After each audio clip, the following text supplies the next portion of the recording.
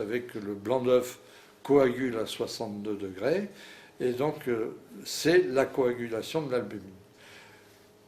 C'est une température très importante. Pourquoi? Parce que la fibre musculaire est entourée d'une couche d'albumine. La fibre musculaire, c'est un peu comme un tuyau dont la partie externe serait le sarcoplasme, qui contient à peu près 95% d'albumine.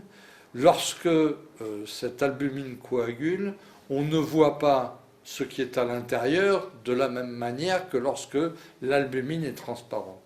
Et en particulier, sur la périphérie de ce tuyau, à l'intérieur, à la limite entre les parties contractiles du muscle et ce sarcoplasme, on a la myoglobine.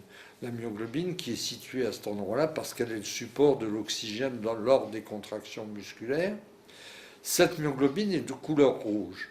Et lorsqu'on la regarde vue de l'extérieur du tuyau, si je puis dire, on la voit par transparence à travers l'albumine.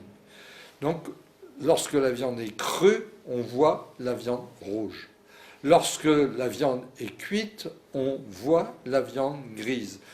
Ce n'est pas la myoglobine qui a changé d'état, c'est l'état de la surface de la fibre musculaire qui a été modifié.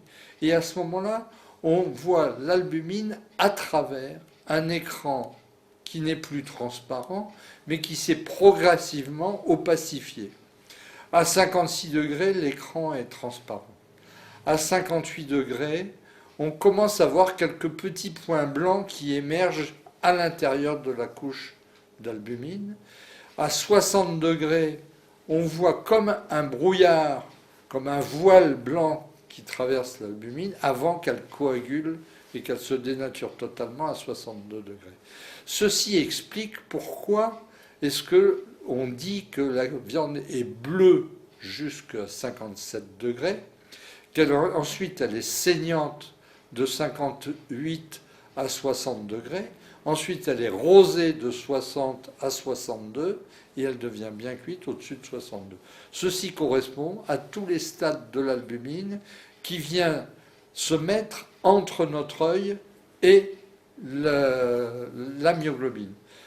À ce moment-là, ce qu'on peut dire, ce n'est pas la couleur qui a changé, c'est la perception de la couleur qui s'est modifiée.